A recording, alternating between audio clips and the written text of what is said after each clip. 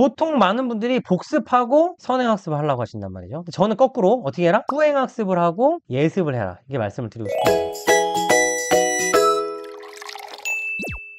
근데 여러분 계획 세울 때 어떤 기준으로 어떻게 이 방학을 지내고 계획을 하시는지 모르겠어요. 근데 저는 여러분들이 자 이번이 찬스다, 선행하자, 이럴 때가 아니라고 생각해요. 제 영상 많이 보는 분은 아시겠지만 저는 선행학습 자체는 그렇게 찬성하는 편은 아니에요. 애들 놀게 하자 이게 아닙니다. 더 효과적인 방법을 찾아야 된다고 하는 거고요. 그래서 이 방학 때 제가 고은이한테 했던 활동들을 방학 때 해주셔야 돼요. 근데 마땅히 해주는 학원이 없거든요. 그러면 결국 그걸 누가 해야 되느냐? 부모님들이 하셔야 돼요. 근데 부모님들이 난 그냥 좀 맡기면 알아서 해주면 좋겠다라고 생각하실 수 있는데 제가 부탁드리는 것들이 어려운 것들이 아니에요. 진짜 한번 보시면 아실 텐데 여러분이 문제집 풀라고 체크하시는 부모님이라면 이 정도는 충분히 하실 수 있는 정도의 일만 드릴 거예요. 그래서 그것만 체크해 보시면 되고요. 절대로 현실적이지 않은 그런 것들이 아닙니다. 애초에 수학이란 과목이 문제 해결 능력이랑 창의력을 체크하는 과목이에요. 근데 초등학교 때는 약간 다르죠. 왜냐면 그 준비를 하기 위해서 연산을 시키거나 여러 가지 수 감각을 익히게 하는 이제 그런 일들을 하는데 초등학교 때 해야 되는 일들에 매몰돼가지고 진짜 중요한 거 못하는 경우가 많은 거예요. 저는 그렇게 생각이 들어요. 그래서 제가 오늘 말씀드린 것들은 지식을 쌓는 일이 아닙니다. 트레이닝 하는 일이 아니라 정말 어렸을 때부터 이 수학은 역량이거든요. 역량을 끌어올려주는 작업을 해야 되는데 그건 언제밖에 못한다? 방학 때밖에 못한다. 저는 이렇게 생각하고요. 우리가 너무 시험 준비를 한다는 거죠. 근데 이게 고등학교 가면 어쩔 수 없어요. 고등학생 때는 진짜로 집중적으로 누군가 붙어서 할 거 아니면 학원이나 그런 데서는 시험 준비밖에 못 해줘요. 그리고 시험 준비해야 될 때가 맞잖아요. 그런데 초등학교, 중학교 초반까지는 역량을 끌어올려주는 작업을 정말 최선을 다해서 해야 됩니다. 초등학교 때 막 이렇게 막 갈궈가지고 성적 올려주잖아요? 그럼 전성기가 어떻게 되냐? 초등학교 6학년이라 중학교 1학년 전성기가 돼요. 그래서 부모님들이 과업이 필요하니까 이제 막 경시대에 넣어주고 하는데 그런 애들이 잘하는 경우 그렇게 많지 않아요. 그래서 제가 여러분들 추천드리는 건 뭐냐? 역량을 강화해야 된다. 제가 고은이랑 한결이한테 해준 게 뭐다? 역량 강화라는 거죠. 역량 강화. 물론 이게 더 어려운 일이에요. 근데 여러분들이 도와주시면 돼요. 아무리 시험 공부를 많이 해도 시험 공부를 10배, 5배 해도 역량 있는 애를 못 이겨요. 문제는 뭐냐면 우리가 역량을 기를 수 있다는 생각을 안 해요.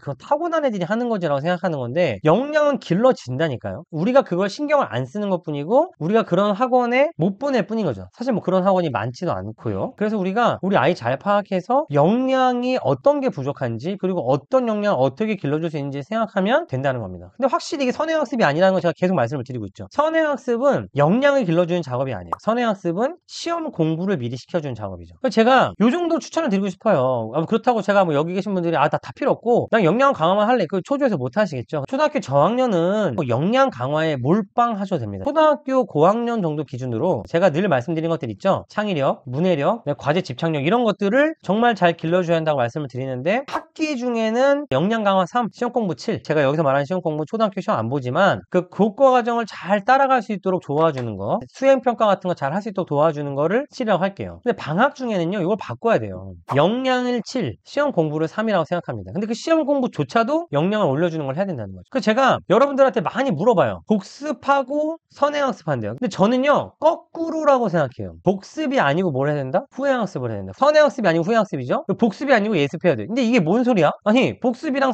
후행학습이랑 선행학습이랑 예습이랑 같은 거 아니야? 뭐 사실 경우에 따라 같게 쓸 수 있는데 제가 말씀을 드릴게요. 그러니까 자 이거를 좀 기억하세요. 보통 많은 분들이 복습하고 선행학습을 하려고 하신단 말이죠. 저는 거꾸로 어떻게 해라? 후행학습을 하고 예습을 해라. 이게 말씀을 드리고 싶은 거죠. 선행학습은 보통 우리가 말할 때 시험 공부 시키는 거예요. 시험 공부. 예습은 시험 공부가 아니라 6개월 이하 거를 뭘 배우는지 이해를 미리 시키고 용어와 어휘에 익숙하게 만들어주는 걸 저는 예습이라고 생각하거든요. 이거를 많은 분들이 요 단계를 안 하고 6개월 넘어가는 거, 내년 거를 어떻게 하냐면은 문제 풀고 공식 암기해서 시험 준비를 미리 시키는 작업들을 하고 계세요. 근데 저는 거꾸로라고 생각한다는 거죠. 선행학습이 아니라 뭘 해야 된다? 예습을 한다. 선행학습 해봐야 애들이 못 따라간다. 대부분의 아이들한테 말씀을 드리는 거예요. 그리고 이제 복습이랑 후행학습을 말씀드렸는데 보통 많은 분들이 복습을 하려고 하시거든요. 복습이 뭐냐면 지난번에 뭐 배웠지? 그렇지 이거 배웠지? 다 알지? 넘어간다. 이게 복습이에요. 근데 저는 그게 아니라고 생각한다니까요. 거꾸로 6개월 이상 거, 1년 전 거를 어떻게 해야 돼요? 여러 가지 방법으로 문제를 풀면서 그거를 심화로 접근한다고 저는 생각을 하는 거죠. 이거 저만 얘기하는 생강수 창쌤만 얘기하는 아주 독특한 얘기일까요? 아니에요. 상당히 많은 분들이 똑같이 얘기를 해요. 근데 여러분들이 그런 학원을 찾기도 힘들 힘들 뿐더러 마음이 초조하고 하기 때문에 그 선택을 못하고 계시는 것 뿐이지, 많은 분들이 뭘 하라고 하냐면 후행학습을 해야 한다고 말씀을 하시는 거예요. 제가 그래서 이게 무슨 말이냐, 고은이랑 했던 거를 제가 예로 한번 말씀을 드릴게요. 이런 거 언제 해? 시간 없는데, 이런 말씀이, 그 다음에 그런 학원 없어요 라고 말씀하시기 때문에 제가 그러니까 라이브로 하는 거죠. 우리가 6개월 한 4개월 됐어요. 제가 한 8월에 모집을 했으니까 고은이 어머니가 이렇게 올려주셨어요. 심화는 접근도 못했고, 응용 많이 틀리고, 생각하는 힘은 부족하고, 한 번 풀어서 안 되면 바로 별표 치고 넘어가고, 생각하는 방법 모르고, 연산 실수 많고, 단원 평가는 잘 보는데 학교 선생님도 종합평가에서 연산 실수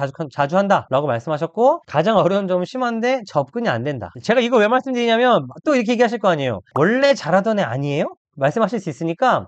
그런데 이 얘기는요, 거의 그래요. 거의 대부분 이렇다니까요. 그러니까 여기서 어긋나는 분도 있겠지만 많은 분들이 이래요. 그런데 이런 아이들 학원을 보내면 어떻게 할 수밖에 없냐면 그냥 선행시키고 하나 더 빼주고 이거밖에 못하니까 어쩔 수 없이 보내신 경우가 많이 있어요. 그럼 제가 고은이랑 어떤 작업을 했길래 성적이 이렇게 올랐는지를 말씀을 드릴게요. 1단계 제가 뭘 했느냐, 1학기 제가 예습했다고 말씀드렸죠. 예습 문제 풀어주지 않았어요. 2학기 예습을 딱 합니다. 2학기 예습을 하는데 어떻게 하느냐, 목차를 보고 여기서 이런 것들을 배울 거야. 알겠지? 그러면 첫 단원에서 이거 배우고, 두 번째 단원에서 이거 배우고, 세 번째 단원에서 이거 배우네. 삼각형은 뭐니, 사각형은 이런 것만 했어요. 문제풀이 하나도 안 했어요. 그리고 1학기 내용을 복습했어. 너 뭐뭐 배웠어? 그래, 뭐뭐 했니? 아, 이런 거 했어? 잘했어. 그런데 기억나? 아, 그래, 기억 안 나? 이런 것들을 계속했죠. 이거를 거의 한 달 반, 2달 정도 한 것 같아요. 그리고 나서 뭘 했느냐? 여러분들 이걸 들으면 기겁하실 수 있는데 덧셈하고 고수셈 연습시켰어요. 수학에서는 뭐가 제일 중요하다? 유창성이 굉장히 중요해요. 유창성하고 문제해결 능력, 사고 개방성이 중요한데 39 곱하기 19 계산할 수 있는 방법 3가지만 얘기해봐. 48 더하기 57 계산할 수 있는 방법 3가지만 얘기해봐. 이러면서 이 작업을 계속했어. 계속. 그러고 나서 이제 이게 좀 익숙해지면 그 2단원이 뭐 했냐면은, 이제 1학기 후에 학습을 하는데 어떻게 했냐면, 이거 이미 10월이에요. 10월. 매주 하나씩 숙제를 내줘서 기말고사 문제를 계속 풀었어요. 1학기 기말고사예요. 2학기 말고요. 물론 이제 고은이 학원도 다녔습니다. 그 다음에 모의고사 풀고 뭐가 많이 틀린지 보고, 이 방법 다른 방법 풀어봐, 더 좋은 방법을 풀어봐, 이러면서 이걸 계속 했어요. 계속 매달 11월 중순까지 2학기 내용 정리 다시 시작했습니다. 네, 단원명 뭐 나와, 어떤 공식이 있었어, 거기서 뭐 배웠어, 이런 것들 하고요. 이제 예습을 계속 하는 거죠. 예습을 하고 다시 정리하고, 예습하고 정리하고. 그리고 여기 뒤에 뭐 시켰다고요? 제가 여기 보시면은 소인수분해 시킨 거 있어요. 1부터 100 소인수분해 하는 거. 그리고 나서 이제 3단계 때부터 이제 뭘 시키냐면 계속 이제 본격 시험 공부 시킵니다. 계획부터 세우고요. 단원의 목차 다 외웠어요. 이거는 수학만 한 게 아니에요. 제가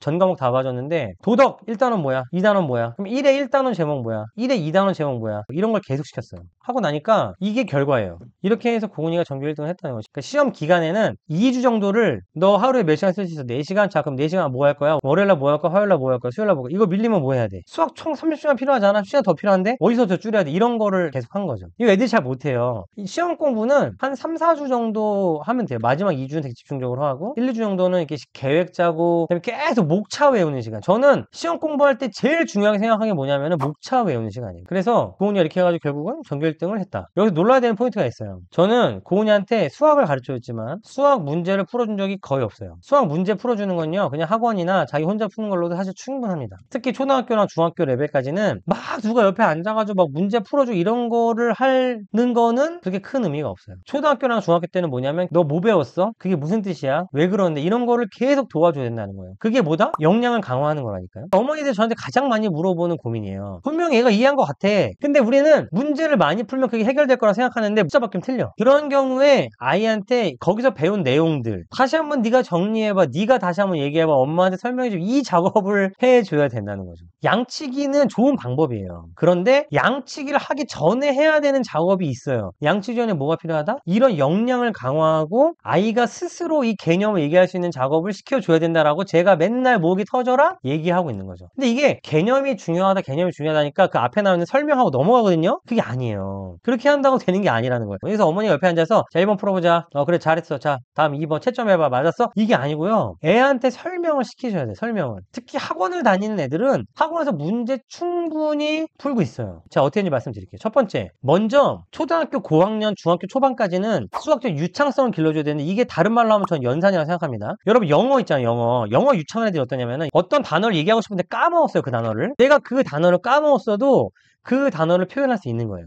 이걸 뭐라고 하냐면, 우리가 걔는 영어가 유창하다라고 하죠. 수학에서 유창성이 뭐냐면 내가 막혔어요. 내가 모르는 문제가 나왔어요. 초등학교 때는 아는 문제가 많이 나오거든요. 근데 고등학교 때, 중학교 때는 모르는 문제가 나온단 말이에요. 처음 보는 문제들이 막 나와요. 그럼 그 문제 어떻게 풀어야 된다? 막힌 길은 돌아가고 돌이 있으면 뚫고 가고 해야 되는데 그런 유창성이 부족하다는 거. 그걸 우리가 해줘야 돼요. 두 번째, 개방성을 길러줘야 되는데 풀었으면 이게 다가 아니야. 더 좋은 방법이 분명히 있을 거야. 더 좋은 방법이 분명히 있을 거야. 이렇게 해주는 애를 절대 못 이겨요, 수학은. 수학적 개방성을 습관적으로 어렸을 때 길러줘야 돼요. 타고난 애들이 있죠. 근데 그거는 길러집니다. 여러분이 그게 길러질 수 있는 질문들만 던져주시면 돼요. 세 번째, 수학은 암기 과목이 아니죠. 근데 암기를 해야 되는 게 있어요. 수학에 뭘 암기해야 되죠? 용어의 정의, 용어를 정확하게 알아야 된다. 용어를 정확하게 아는 것만 해도 수학은 무조건 상위권을 시작할 수 있어요. 이 세 가지. 첫 번째,